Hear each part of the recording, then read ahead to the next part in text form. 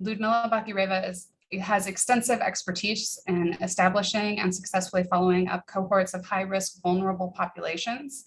She's leading several multidisciplinary clinical studies involving substance-using pregnant women and children affected by substance use disorders, including the ENRICH cohort and the Healthy Brain and Child Development Study at the University of New Mexico. Dr. Bakhireva's research portfolio includes studies examining safety of medications and effects of environmental exposures on perinatal outcomes. She's been continually funded by the NIH since 2010 and has authored over 70 manuscripts.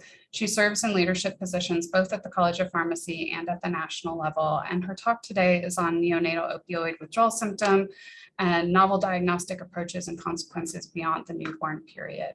Thank you, Dr. Croft, for such a warm welcome and the invitation to speak to your group. I know we also have a lot of folks from UNM, which I'm excited to see on Zoom. Good morning, everybody. So as Dr. Croft mentioned, my presentation today will be about neonatal opioid withdrawal syndrome, or NOWS, and we will discuss novel diagnostic approaches and consequences beyond the newborn period. So the objectives for today's talk is to describe the incidence, signs, and symptoms of NOWS, describe the risk and resilience factors affecting NOWS severity, as well as characterize health outcomes in infants diagnosed with NOWS beyond the newborn period, and compare and contrast existing and novel diagnostic approaches for NOWS. First, some background information about opioid use and opioid use disorder in pregnancy. You might be surprised that as many as 1/3 of women of reproductive age receive a prescription for opioids, for painkillers. And as many as 20% of more of women in Medicaid programs fill a prescription for opioid painkillers during pregnancy. So that's a substantial proportion of pregnant women.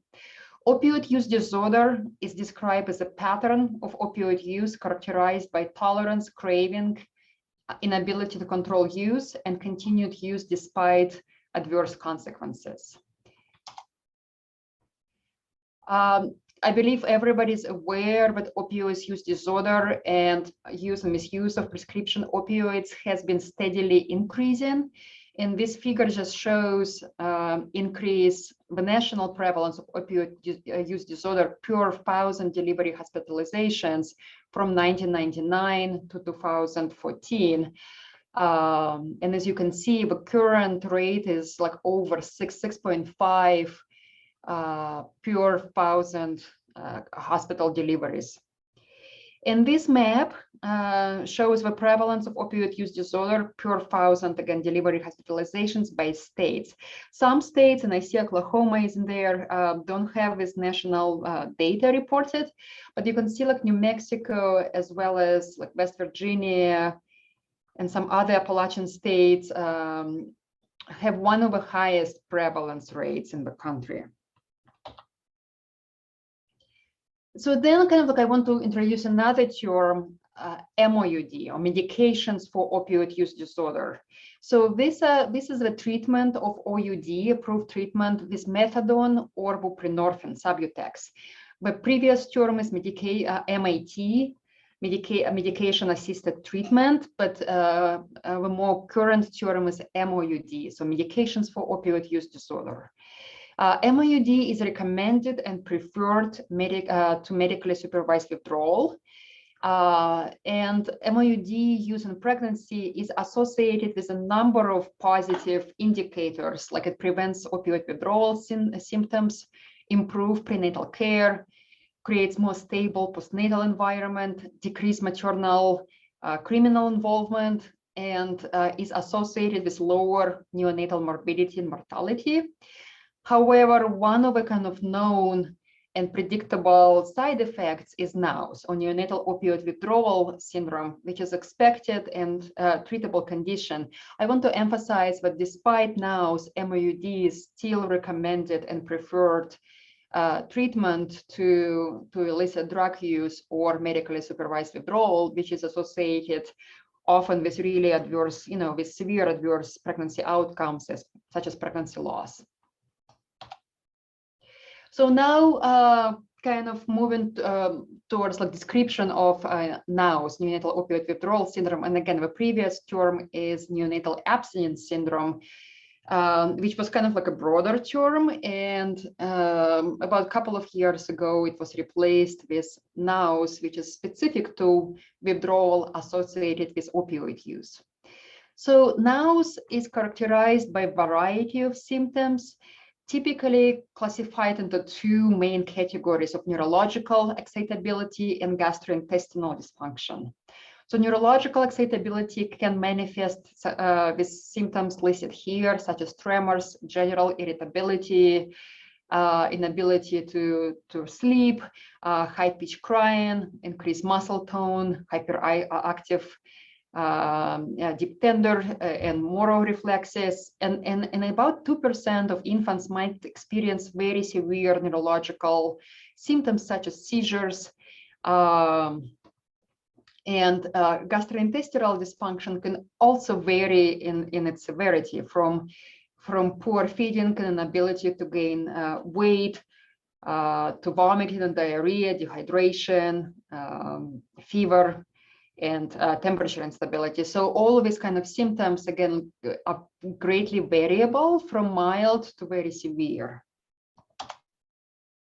In terms of treatment of NOWS,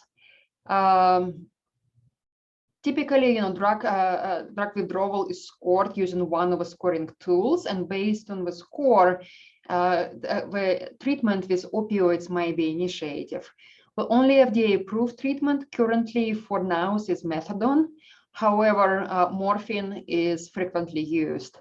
And often, in addition to treatment with opioids, with a weaning protocol in place, sometimes there is a need for adjunct therapy with clonidine, phenobarbital, or diazepam to manage with symptoms, to help infant to stay more calm, to get some sleep, and kind of regulate feeding.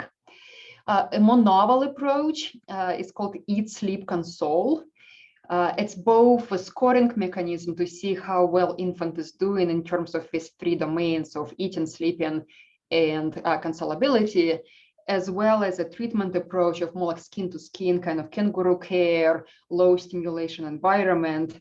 So now it's almost like it's preferred before we initiate pharmacotherapy. Many centers try Eat, Sleep, Console, and if it's not successful, then transition to opioid therapy. I mentioned the very broad variability in the incidence and severity of NOWS. So incidence of NOWS is estimated about like 14 per 1,000 births. That's the national estimate. Some states have much higher rates, including New Mexico.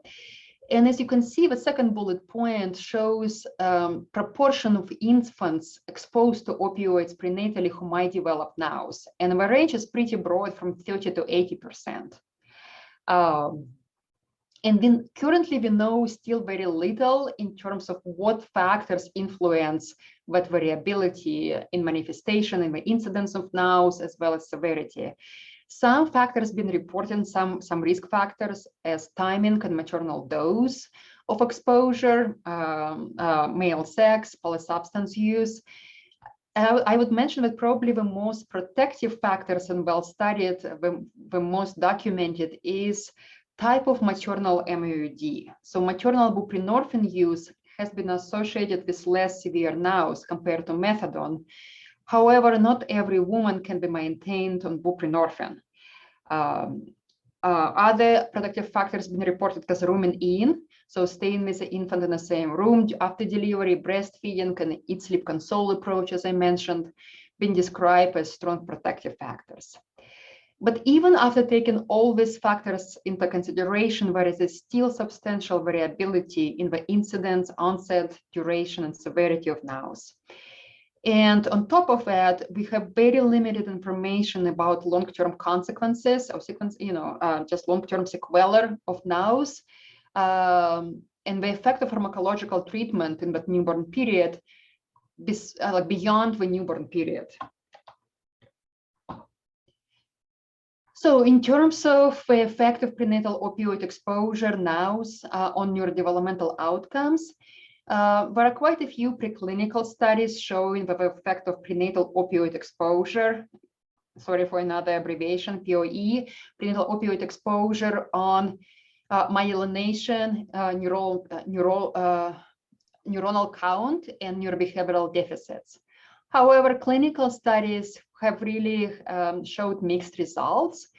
And the challenge in preclinical study is our ability to control for pre and postnatal environment, which is obviously a strong confounding factors for families affected by opioid use disorder. And it's often very difficult to differentiate the effect of prenatal exposures per se and NOWS versus with other environmental factors. The MOUD trial reference here is probably the biggest trial to date. It's a randomized clinical trial where we look at the neurodevelopmental outcomes during the first 3 years of life between infants treated and not treated for NOWS. And the results were generally reassuring. We observed some differences, but kind of like nothing compared to, for example, effect of alcohol on neurodevelopmental outcomes. However, again, like this is just the only trial I'm citing. We have really very limited information about long-term outcomes. So this brings us like to the focus of a SURE Center. In the College of Pharmacy at the University of New Mexico, we established the Substance Use Research and Education Center 2 years ago. And it's a multidisciplinary center focusing on a variety of issues involving substance use in different populations. Here I'm highlighting our focus areas for vulnerable populations for pregnant postpartum women and infants. So we looked at health disparities in women with opioid use disorders, and I'm just citing a couple of areas and publications in these areas, including like co-infections with hepatitis C and breastfeeding disparities, as well as use of other substances in women with substance use disorders like alcohol, which is often neglected or not paid as much attention as other illicit substances. We look at the risk and protective factors in NOWS severity, how they affect NOWS severity. Our most recent publication in this area is looking at the effect of psychotropic medications, so SSRIs, SNRIs, and opioid use disorder, and how both exposure to SSRIs and opioids affect neurodevelopmental outcomes, as well as longer-term kind of health outcomes in infants with NOWS. And this is what I kind of primarily will be focusing on today. So speaking of, the first study, I will give you like a kind of overview of 3 studies today. The first one I want to highlight is looking at neurodevelopmental outcomes in infants with NOWS at 6 months of age. And this brings us to the ENRICH cohort. So we have like 2 ENRICH cohorts. Currently we have ENRICH 2, but these findings is from ENRICH 1, which was conducted in 2013-2019. And for that study, this is a sub-analysis where we examine the effect of prenatal opioid exposure, so MOUD, medications for opioid use disorder, methadone, buprenorphine, as well as NOWS requiring pharmacological treatment on neurodevelopmental outcomes at 5 to 8 months of age. So I want to mention that the reason we are looking like beyond newborn period, because currently NOWS is considered self-limiting condition. As the name even implies, it's neonatal. So it's thought to be restricted to the first month or 2 of life. And we really know very little what happens to these infants after they discharge from a hospital, after initial kind of treatment, and management of their withdrawal symptoms. We really know very little about their trajectory, neurodevelopmental trajectory beyond the newborn period. So this is kind of in a nutshell the overview of ENRICH study design and the study groups. We recruited 4 study groups. So 2 primary exposures of interest in ENRICH 1 were alcohol and opioids, prenatal use of both substances. So we had the alcohol group by itself, opioids, which were defined by use of medications for opioid use disorder. So we used opioids throughout pregnancy, either methadone or buprenorphine. Then the third group was a combination of opioids and alcohol, and another group was unexposed healthy controls. So for the study I'm describing now, we wanted to focus on the effect of MOUD and NOW. So we restricted the analysis to 2 opioid groups. And I want to mention that alcohol co-exposure was by design. We look at the moderate, kind of low alcohol co-exposure. So these were not women with alcohol use disorder, but maybe kind of subjects who continued social drinking, kind of continued some alcohol exposure during pregnancy, despite universal precautions to abstain from alcohol during pregnancy. So we combined both groups and treated alcohol as a co-exposure here, and then stratified MOUD group into, like, the infants were stratified, dichotomized into those who had NOWs requiring pharmacological treatment with opioids, and those who might have like no or mild symptoms and did not require pharmacologic treatment, as well as we retained healthy controls. So in terms of neurodevelopmental outcomes, we had both in-person evaluations conducted by a trained diagnostician, neurodevelopmental specialist, and maternal questionnaires.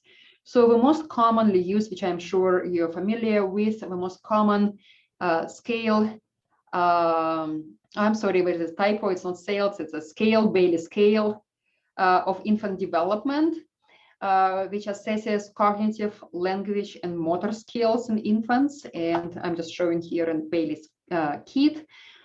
Infants go through a variety of tasks to get a very comprehensive evaluation of their cognitive, language, and motor skills. As well as we use the experimental paradigm called still phase paradigm. And these 2 pictures demonstrate kind of in a nutshell what still phase is. The first picture is showing the mom interacting with a 6-month-old child in a bouncy chair. Child is smiling and giggling. So we have kind of a typical interaction for 2 minutes. Then the mom is instructed to have still phase. So you can see like she's looking over infant head and is not interacting with a child. And that presents a mild social stressor to an infant. And this type of effect resembles, you know, like kind of like withdrawal, well, not withdrawal, but kind of like limited interaction with some women with depression have. So infant is trying to gauge their mom's attention, and you can and might manage that stress by some self-regulation techniques like rubbing their hands or sucking on a toy or a blanket. And then like mom, after 2 minutes of a still phase, mom has a reunion episode. So and resemble again the typical interaction with her child. So the neurodevelopmental outcomes assessed by questionnaires included infant behavior questionnaire and parental stress index. And I also want to mention that in ENRICH 1, we had neuroimaging assessments by magnetoencephalography. But in this talk, I'm not going to discuss EMG results. I will just focus on other neurodevelopmental outcomes. So this is just a description of the 4 groups. As I mentioned, we had healthy control and MOUD group, and then the MOUD group got stratified. So the last 2 columns is a kind of like it's a part of the MOUD group when we classified infants as treated for NOWs and non-treated for NOWs. And as you can see, like on average, women were recruited in the 2nd trimester. We have gestational age at recruitment from like 22 to 25 weeks. Infant birth weight, you can see like lower in the exposure group compared to healthy controls, and family household income less than 20,000. You can see that our population in New Mexico is really showing a lot of socioeconomic disparities. So like 50 to almost 70% of infants in the exposure group had family incomes less than 20,000. And we had a lot of, like ethnic minorities like Hispanic and Latina, almost 60 to 75% in our sample. So this table shows just the breakdown comparison of infants treated for NOWS and non-treated for NOWS and their co-exposures, because it's important for us to control for other factors to ensure whatever we are looking at is not driven by other co-exposures, and we can really attribute it to the treatment for NOWS. So as expected, you can see infants who were treated for NOWS stay in a hospital on average for 16 days. So after delivery, they stayed for 16 days and were actively treated for NOWS. With a first and third quartile ranging from 11 to 33 days. So some infants really had prolonged hospitalization, which is an indication of more severe NOWS. Infants who were not treated for NOWS on average stayed 4.5 days. So I want to mention that if infant is known to have prenatal opioid exposure and the mom was on medications for opioid use disorder, typically these infants will stay for observation from 72 to 96 hours. So UNM actually, our policy is to keep them for 96 hours to make sure we don't miss any manifestation of NOWS and don't discharge infant who might exhibit these very severe symptoms after a few days of life. So 4.5 days is pretty typical. And you can see like the co-exposure with other substances like other opioids, marijuana, methamphetamines, tobacco use, were pretty prevalent, but we're not significantly different between these two groups. So this table is kind of like simplified version. The paper I'm referencing here, we have much more extensive tables. I just wanted to summarize kind of what did we see overall. So the first comparison was between MOUD group and healthy controls. So infants exposed to opioids prenatally and non-exposed. And then the last column is comparing infants treated for NOWS and non-treated for NOWS. I'm sorry, the old abbreviation crept in here. I still have NAS, which I mentioned now is being replaced with NOWS. So we didn't see any difference in the Bailey scales between either groups. Infant behavior questionnaire, prenatal stress index. So no differences between infants treated for NOWS and non-treated. But I want to mention that one of the limitations, we had a very limited sample size. When we did a comparison between opioid exposed and not, we did see some differences for infant negative affect. So infant, like this is during the still phase paradigm. So when my mom had a still phase, infant reaction was videotaped and then trained coder coded it second by second. What was the infant affect? Did the infant start kind of getting upset during these 2 minutes? And we did see more infant negative affect in the MOUD group, as well as lower self-regulation in that group. We also see some differences. We observed some differences in the sensory profile and sensation-seeking behavior. With the infants in the MOUD group having more atypical performance, which kind of physiologically makes sense because these infants are so kind of sensitive to any external stimuli in the newborn period. But I believe this is the first report demonstrating that kind of sensitivity might stay during the first 6 months of life. So this is another paper where we look at the self-regulation. Remember, I mentioned that infants, when they see that the mom is not interacting with them during the still phase, they might engage in like self-regulation activities, such as rubbing their hands or soothing themselves. And self-regulation is one of the kind of key foundational skills that underlines the development of executive functioning later in life. So it's one of the earlier kind of precursors to higher level cognitive abilities we can observe during the first year of life. So this is typical kind of M-shaped behavior shown on this figure, let me walk you through this. We had actually 5 episodes of still phase. So this is a modified still phase paradigm. So the first episode, this is a still phase.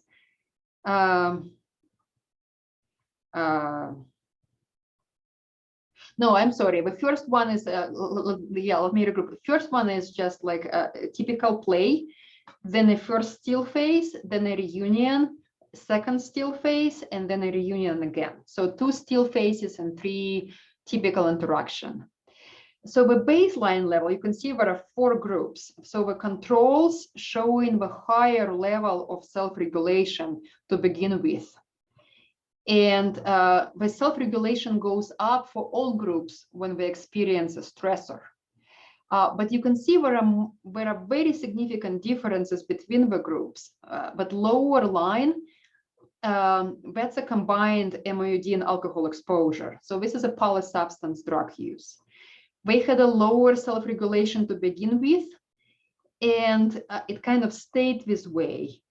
And even though, you know, some groups kind of maybe we became closer together after we went through the entire still phase paradigm, the combined group was still lagging. And when we look at this kind of repeated measures analysis in mixed effect modeling, we did see that this MOUD and alcohol combined group, polysubstance group, had significantly lower scores compared to controls. So in terms of like a summary from this just analysis, generally results were still reassuring because we didn't see any differences in the Bailey scores on neurodevelopmental outcomes. But I also want to point out that Bailey might not be as sensitive to detect differences at 6 months of age, just because you really need to have very significant delays at that age to observe differences between the groups. So it might not be as sensitive to detect these more nuanced differences, which might become more apparent. And this is what we are seeing. At 20 months of age, we do see bigger differences between the groups than at 6 months. We do see some effect of prenatal opioid exposure on infant stress reactivity and regulation, as well as sensation seeking. As I acknowledged some of the limitations, we had a very small sample size to differentiate infants treated for NOWS and non-treated. And we need to further adjust for parental distress, coping skills, and postnatal environment to make unequivocal conclusions about the effect of NOWS and treatment for NOWS versus the effect of environment. As I just presented, it does seem like the polysubstance exposure presents a higher risk factor. As again, it's not surprising. We know that polysubstance use is a risk factor for neurodevelopmental outcomes. And I think this research emphasized we need to develop novel caregiver support strategies for families affected by NOWS. But given the limitation of this study, this was a prospective cohort study where we did a lot of kind of in-person assessment. It was very like labor-intensive cohort to maintain and follow up. But the primary limitation was relatively small sample size. So keeping that limitation in mind, we wanted to examine kind of the effect of kind of NOWS and trajectory of these kids affected in NOWS in a larger sample. And this brings us to a second project about health outcomes in infants with NOWS during the first year of life in a large national sample.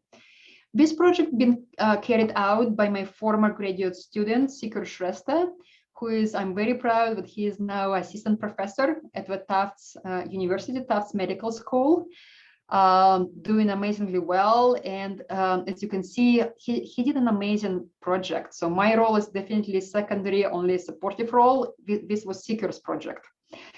As I mentioned, now has been thought to be a self-limiting condition with really conflicting reports about long-term outcomes. There have been some emerging information about higher healthcare utilization after the initial discharge, hospital discharge, but those reports were limited to specific geographic regions or specific type of healthcare utilization. So we really didn't know about kind of effect of NOWS severity on post-discharge healthcare utilization, and had limited information about long-term outcomes, which is really crucial to inform clinical guidelines and provide additional services for these families. So Dr. Shrestha emerged on a very ambitious project to utilize the Cerner or PowerChart. This is the electronic medical record database. And he abstracted information from 800. That's why like it's in bold. I want to emphasize, this is from 800 US hospitals and healthcare systems throughout the nation.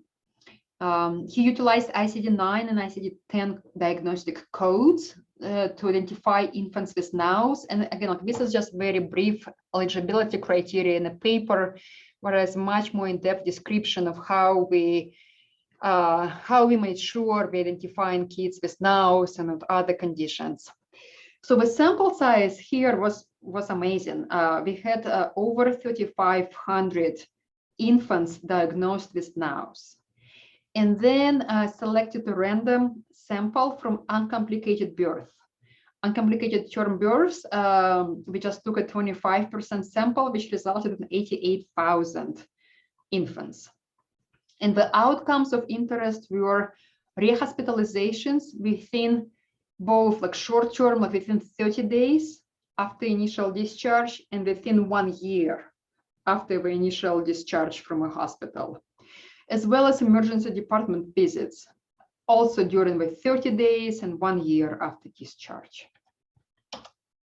So this is a summary. You can see like we are comparing two groups, and this particular table is limited to NOWS term births, as well as uncomplicated term births. We also look at the preterm infants and look at the severity of NOWS, which I, just for the sake of time, I'm not gonna go into those, but they're available in the paper. So if you see in all categories, infants with NOWS had higher rate of kind of unplanned healthcare utilization. The last row highlighted in this salmon color, overall infants in the NOWS group, over 10% of them had any unscheduled event, either hospitalization or emergency department visit within 1 year from discharge, compared to 7% of uncomplicated birth. And when we did multivariable analysis, adjusting for all these other risk factors, we did see a 60% increase in hospitalizations in infants with NOWS compared to uncomplicated births. And these results were statistically significant and independent on all these kind of other medical conditions, hospital bedsides, type of hospital, census division, etc. So this is significant. So in our kind of like our interpretation of this 60% increase in hospitalizations is pretty significant increase, demonstrating morbidity in these infants and additional healthcare needs. So just again, like to summarize, infants with NOWS are at increased risk of unplanned rehospitalizations. And in terms of future directions, we need to think about interventions like home visiting, case management, maybe like additional lactation support, efforts targeting attendance of scheduled well-child visits, maybe to really kind of have a more close, more intense follow-up of these infants after hospital discharge, which is currently not in the clinical guidelines. And this brings us to the last. I'm cognizant of time, but I think we are doing okay. This is kind of the last project I want to mention today is about novel diagnostic approaches for NOWS. I mentioned earlier, but currently we really don't have like a definitive diagnosis, kind of like yes or no, like this infant has NOWS or doesn't have NOWS. It's really a continuous kind of like it's a compilation of symptoms and their severity. So currently the NOWS diagnosis is based on some of the scoring algorithms which counts the number of withdrawal symptoms, which typically manifest on day 3 to 5. That's why, remember, I mentioned like typically infants stay for 72 to 96 hours of observation. And then clinical personnel, Finnegan is by far the most commonly used scoring system. They count number of indicators or number of symptoms and rank them in terms of severity. And there are algorithms like when treatment needs to be initiated based on the scores.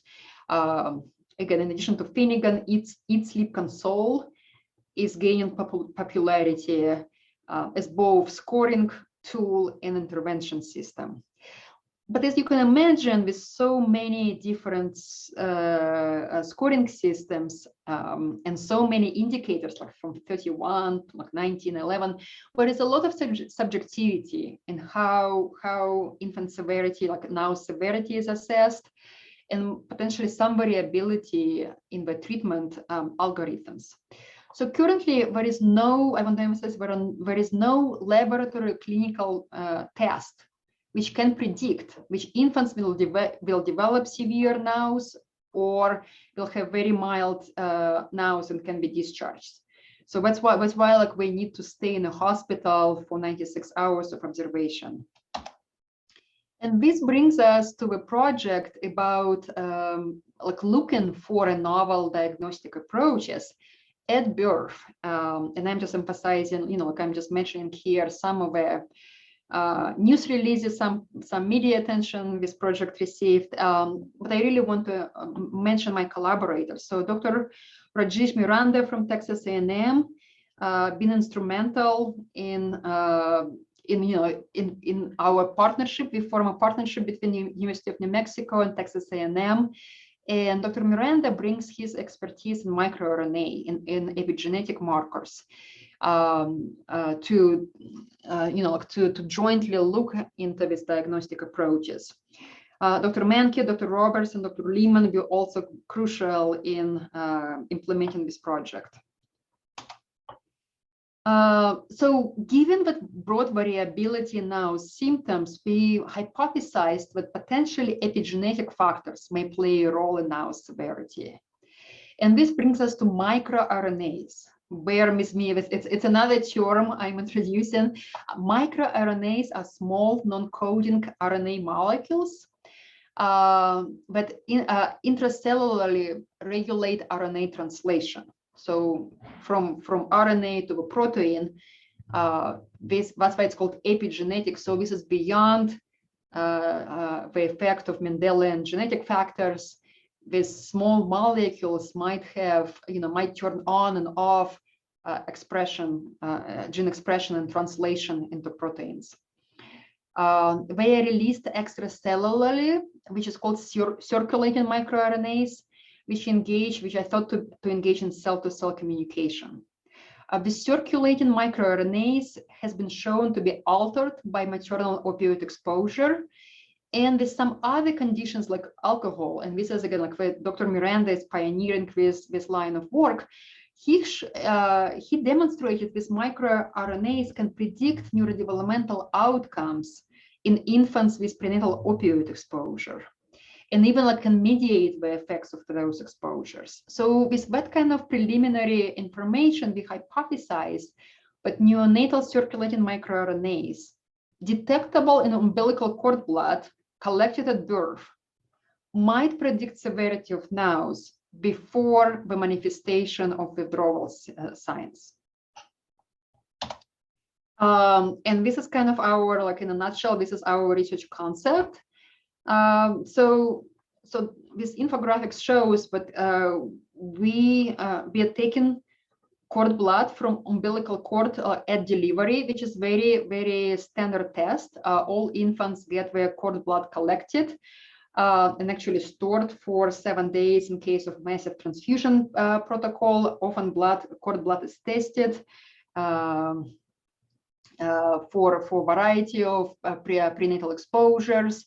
So it's a routine test. And then this cord blood is analyzed for microRNAs.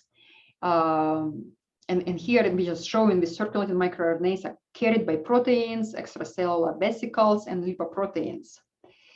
So this was a sub-project of our ENRICH-1 cohort, and we collected umbilical cord blood from 58 women on MOUD, and then stratified infants again, infants with those with severe NOWS and those with no NOWS or minimal symptoms. Severe NOWS was defined as infants needing pharmacologic interventions, or those infants who stayed in the hospital for 14 days or more. So prolonged hospitalization or a need for pharmacologic treatment.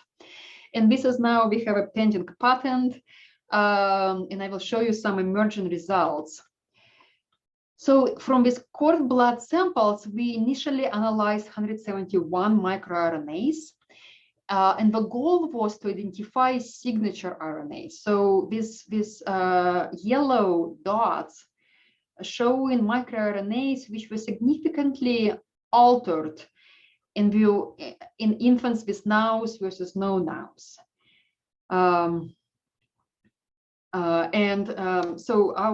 These two figures shows what's called area under the curve and the overall accuracy. So it's kind of area under the curve is a kind of a measure of both sensitivity and specificity of a test. And we run different models, adjusted, unadjusted.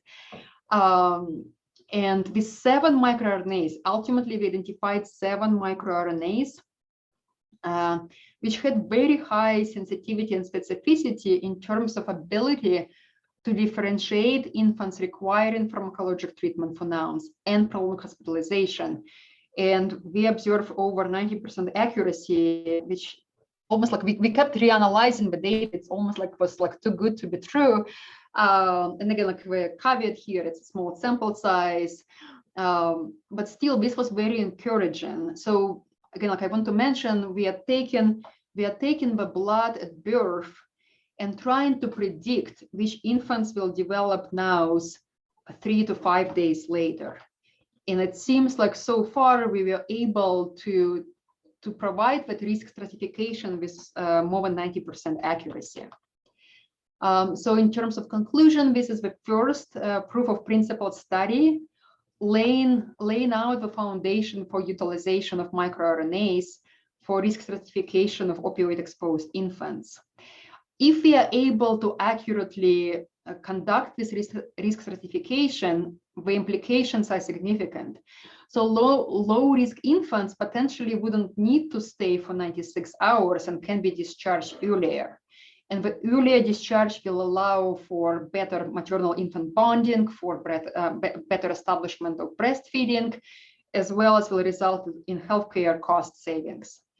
If we can identify earlier in the first 24 hours of life, definitively identify high-risk infant, potentially it can inform decisions about the most appropriate clinical monitoring and access to care. For example, like maybe timely transfer from rural and underserved areas to tertiary care facilities, and ultimately might affect treatment approaches. So maybe we would initiate non-pharmacologic and pharmacological treatment of these infants earlier without waiting for them to exhibit severe withdrawal symptoms.